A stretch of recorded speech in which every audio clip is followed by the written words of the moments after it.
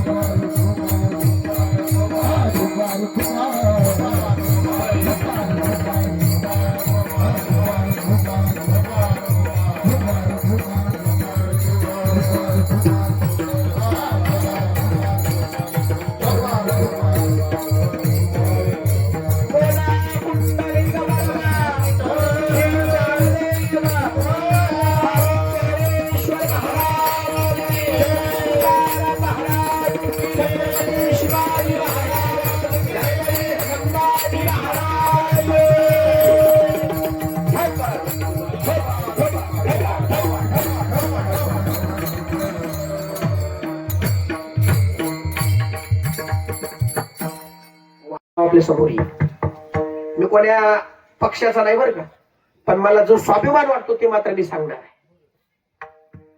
हिंदुत्वाचा विचार येईल तर बाळासाहेब ठाकरेंचं नाव येईल. सामाजिक दृष्ट्या विचार केला जाईल तर गोपीनाथराव मुंडेंचा विचार 100% तुम्हाला मान्य करावा लागेल. आणि महाराष्ट्राला एक वेगळी पहिचान देणारे विलासराव देशमुखांचं नाव तुमच्या तोंडाला येणार येणार येणार. असे बलाढ्य नेते महाराष्ट्राचे झाले. आता एक वाईट काळ महाराष्ट्रावर येऊन गेला. आता तुम्ही म्हणता तुम्ही त्या पक्षाचेत का?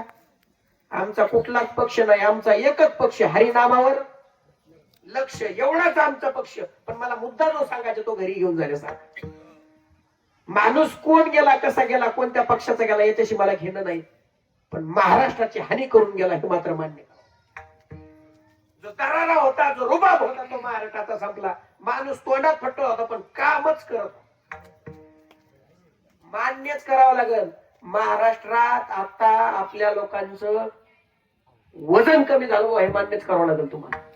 हो, महाराष्ट्रात राजकारण करणारे पुढारी वेगळे आणि समाजकारण करणारे पुढारी वेगळे. पहिलं सांगतो ऐका, समाजकारण वेगळं, राजकारण वेगळं. एवढाच मुद्दा घरी घेऊन जा, माझं कीर्तन संपलंय.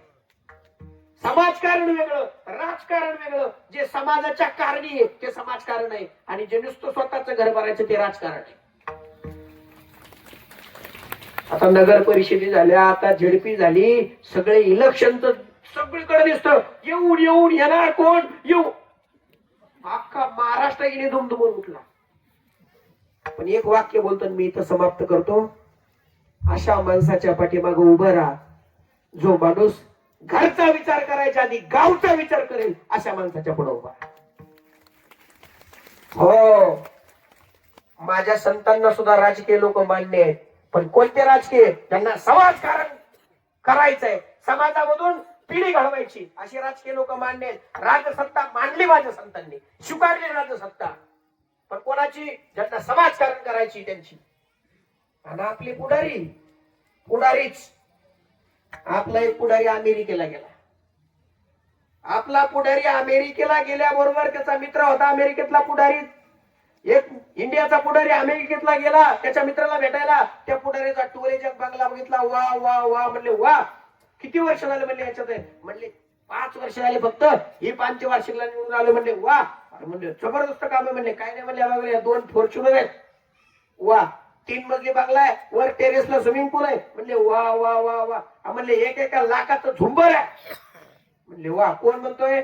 अमेरिकेतला पुढारी. कोणाला सांगतोय? भारतातल्या पुढारीला. म्हणले वा वा वा वा एवढी संपत्ती कसं काय जमवलं? म्हणले काहीच नाही, चल जेवण कर आधी, जेवण करून मग सांगतो. जेवण झालं, सगळं झालं, फेरफटका मारायला निघाले. थोडस घराच्या बाहेर गेला. ते म्हणले तू विचारत होता नाही कसं जमवलं? हे बघ म्हणले, समोर पूल दिसतोय ना? हा म्हणले ह्यो पूल, ह्यो पूल. हा म्हणले हा ह्यो पूल बनवला 90% आणि 10% 90% फुलाचं काम केलं. 10% त्याच्यात हे सगळं बनवलं. 2 फॉर्च्युनर, 3 मजली बंगला, स्विमिंग पूल. वा वा वा म्हणले, एक नंबर काम केलं. काही काळ उलटला आणि काही काळानंतर अमेरिकेचा पुढारी आपल्या भारतातल्या मित्र पुढाऱ्याकडे आला. त्याच पुढाऱ्याकडे आला. त्याच्याकडे आल्याबरोबर तालुक्यातून त्याच्या गावाला जाताना 10 किलोमीटर पासून याच्या पाट्या. म्हणलं ह्यो माझ्यापेक्षा श्रीमंत, 10 किलोमीटर आधी पाट्या. घराच्या जवळ गेला. याचं तरी फक्त अर्ध्या एकर मध्ये होतं, याचं 2 एकर मध्ये घर. अरे बापरे म्हणले 2 एकर. म्हणले हो. म्हणले तू तर फक्त 3च मजली चढवलं, माझं 6 मजली. म्हणले बापरे वा वा वा वा. म्हणले तुझ्याकडे किती होत्या? 2च. माझ्याकडे बनशील ती गाडी. अरे म्हणले बापरे बापरे एवढं काय केलं? म्हणलं काय नाही, आधी पहिलं जेवण करायला बसले. जेवण झाले. म्हणले चल शतपावली करायला गेले. आणि म्हणले अरे एवढं कसं जमवलं सांग ना? अरे तुझं तालुक्यापासून पाट्यात, इतक्या सगळ्या गाड्यात, 6 मधले बंगला बांधलाय, 3 एकर मध्ये, एवढं कसं? अरे म्हणजे सोपं गणित आहे. म्हणले असं वर पूल दिसतोय का? म्हणला पूल. अरे म्हणले हे पूल दिसतो का? अरे म्हणलं मी पूलच पाहतोय. अरे म्हणले हे पूल. अरे म्हणले तू तरी अमेरिकेला बांधला, मी तर बांधलाच नाही, नुसता कागदावलीला पूल. 90% बांधला, 10% मी बांधलाच नाही, मी फक्त कागदावलीला. मग असे पुढारी असतील तर देशाचा, गावाचा, राज्याचा विकास होईल का? नाही. माझं तुम्हाला हे सांगणं, अशा माणसाच्या पाठीमागे उभा राहा, जो जगाचं, देशाचं, गावाचं कल्याण करेल. अशा माणसाच्या पुढे उभे राहा, अशा माणसाच्या समोर उभे राहा, अशा माणसाच्या संगतीला या जे नाम सप्ताह करता. इथं दान द्या. आपल्या रुपयामधलं कमीत कमी 50 पैसे तरी इथं द्या. दिल्यानं वाढतं. लक्षात ठेवा नेहमी. दान धर्म करा. हे बघा, हे हात भगवान परमात्म्यानं देण्यासाठी दिले. कशासाठी? देण्यासाठी. नेहमी घेण्यासाठी नाही. आपल्याला देणाऱ्याच्या यादीत बसवलंय, मागणाऱ्याच्या नाही. त्या भगवान परमात्म्याच्या एका उत्सवाला काहीतरी सगळ्यांनी मदत करा, सगळ्यांनी एकत्र या. आणि जोपर्यंत चंद्र सूर्य आहे तोपर्यंत हा आपला महाशिवरात्रीचा सप्ताह असाच चालू राहावा, हेच आपल्या महादेवाकडे, भगवान शंकराकडे प्रार्थना करूया. आणि झालेली सेवा माझे आई वडील असतील, माझे गुरुवारी असतील आणि भोलेनाथाच्या चरणावर किंवा सर्व देववृंदांच्या चरणावर समाप्त करून सेवेला पूर्ण करा. ज्ञानेश्वर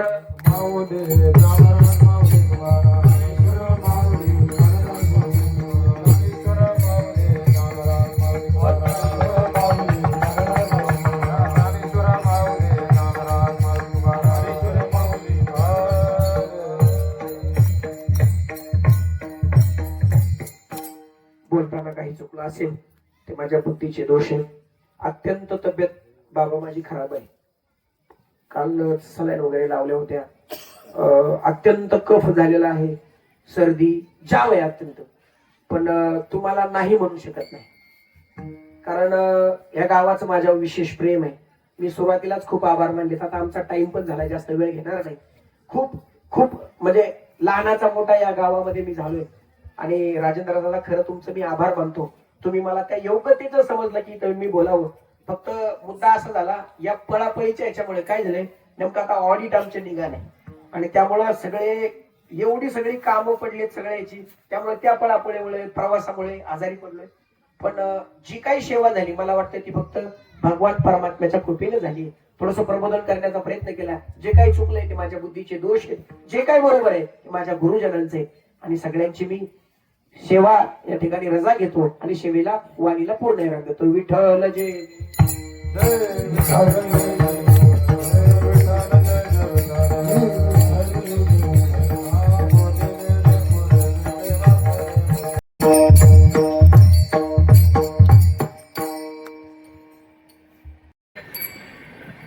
या ठिकाणी शिवरात्रोत्सवाच्या निमित्तानं होत असलेली अखंड हरिनाम सप्ताह आणि या सप्ताहामधील द्वितीय दिवसाची कीर्तन सेवा हरिभक्त परायण नाद ब्रह्म गुरुकुल वारकरी शिक्षण संस्था आळंदी देवाची याचे संस्थापक यांच्या संस्थेचे एक वैशिष्ट्य आहे. त्यांनी सांगितलं नाही, अनाथ मुलांना मोफत शिक्षण देणारी संस्था आहे. अतिशय त्यांचं काम चांगलं आहे.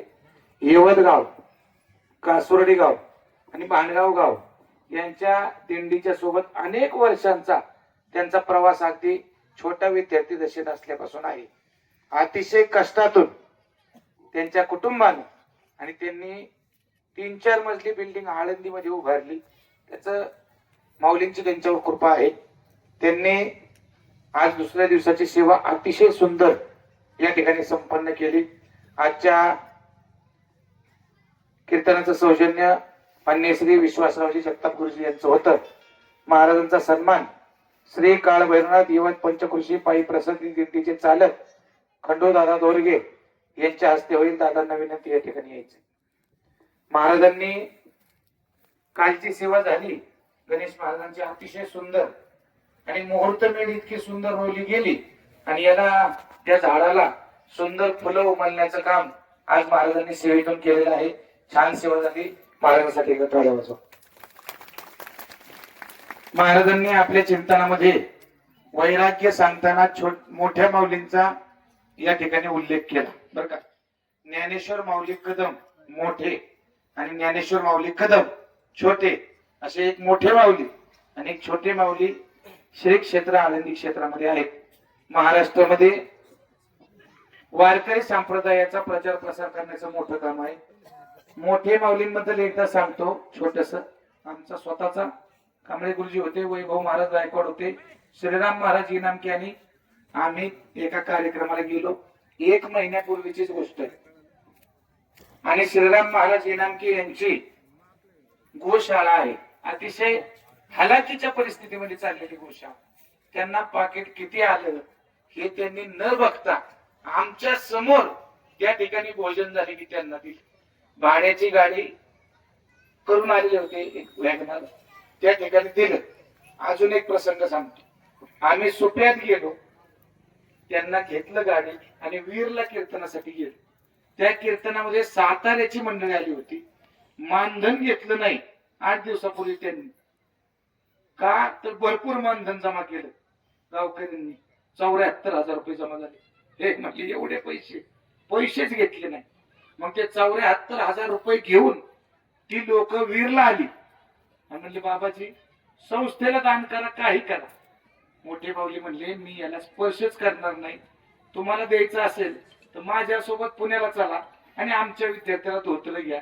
1ही रुपया न घेता 74,000 रुपयाची धोतर त्या ठिकाणी विद्यार्थ्यांना त्यांनी दिली. दुसरी गोष्ट सांगतो, आम्ही फार नटतो बरं का. नवीन कपडे घालतो, खाली नवीन पॅन्ट घालतो, धोतर नवीन मॅचिंगचं घालतो. जर त्यांचा सदरा नवीन असेल ना तर खाली धोतर फाटलेलंच असतं आणि खालचं जर धोतर नवीन असेल ना तर वरचा सदरा फाटलेलाच असतो. एवढा वैराग्य संपन्न साधू ज्याची ज्ञानेश्वरी पाठ आहे, तुकोबारायांचा गाथा पाठ आहे, निळोबारायांचा गाथा पाठ आहे, नामदेवरायांचा गाथा पाठ आहे, नाथ महाराजांचा गाथा पाठ आहे. ते कीर्तनकार 1ही रुपया न घेता महाराष्ट्रभर कीर्तन करतात, विद्यार्थ्यांना शिकवतात. आता महाराज कीर्तनाचे पैसे घेतात, खूप पैसे मिळत असतील, पण तिथं एकदा गेले ना संस्थेत तुम्हाला लक्षात येईल. तरी सुद्धा अविनाश महाराज संस्था चालवतात. या ठिकाणी आपल्या डाळिंबालामध्ये नंदराज महाराज संस्था चालवतात आळंदीमध्ये, तरी सुद्धा शिधा लोकांकडून दानामध्ये घ्यावा लागतो. पुरतच नाही विद्यार्थ्यांना. 60 आणि 70 विद्यार्थी सांभाळणं सोपं नाही. आपली 2 आपत्त्यांमध्ये पळापळ आहे महाराज. किती कमवा संसाराला पुरे होत नाही. मग 60 जणांचा संसार करणं एवढं सोपं नाही. महाराजांना खूप खूप धन्यवाद. उद्याची कीर्तन सेवा हरिभक्त पारायण स्वर भास्कर दौंड तालुक्याचं परमार्थिक उंचीचं वैभव बर का. श्याम सुंदरजी महाराज ढवळे बुवांची या ठिकाणी सेवा आहे. अतिशय उंचीत. आम्ही मगाशी चहा पीत कॉफी पीत होतो तेव्हा आमची चर्चा झाली की श्याम बुवांचं कीर्तन आणि एवढा शब्दाला मान दिला. एकदम सुंदर कीर्तन. आम्ही अनेक वर्ष श्याम बुवांचं कीर्तन या ठिकाणी व्हावं याच्यासाठी वाट पाहत होतो. छान उद्याची सेवा आहे. बरोबर 7 वाजता सेवा सुरू होईल. कालच्या सांगितल्याप्रमाणे आपण अगदी सुंदर वेळेत हजर झाला. सुंदर वेळेत सेवा 7 ला सुरू झाली की अशी सेवा संपली. अतिशय सुंदर वेळ. मी उलटे 5 मिनिटं तुमचे घेतले. आजचा जागर समस्त भजनी मंडळ येवत